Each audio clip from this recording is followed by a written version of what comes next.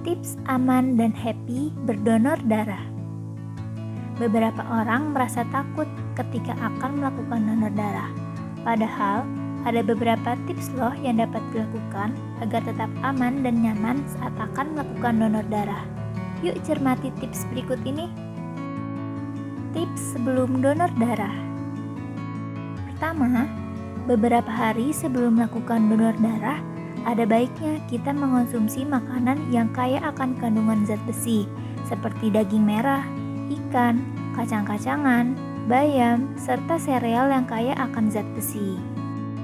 Kedua, pastikan tubuh berada dalam kondisi kesehatan yang baik.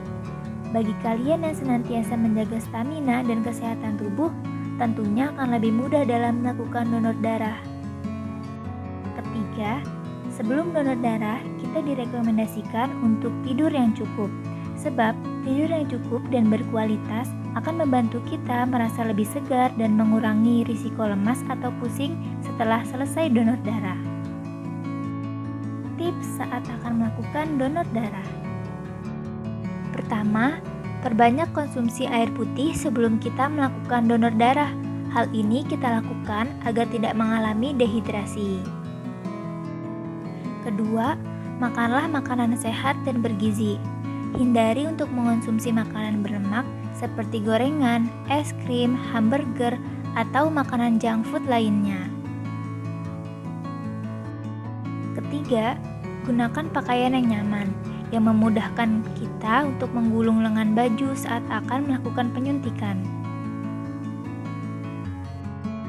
Keempat, lakukan kegiatan yang dapat membantu kita menjadi nyaman dan rileks, seperti mendengarkan musik dan bercerita kepada sesama pendonor. Tips setelah donor darah.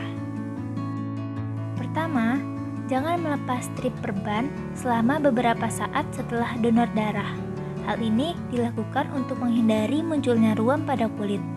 Jika dibutuhkan, kita dapat membersihkan area sekitar perban dengan sabun dan air. Kedua, hindari untuk mengangkat barang-barang yang berat atau berolahraga secara berlebihan setelah donor darah. Ketiga, jika kita merasa pusing atau sakit kepala ringan, hentikan aktivitas yang sedang dilakukan, kemudian duduk atau berbaringlah sampai kita merasa lebih baik. Hindari melakukan aktivitas apapun yang dapat menyebabkan kita menjadi pingsan dan berpotensi cedera. Nah, itu dia beberapa tipsnya. Yakin masih takut buat donor darah?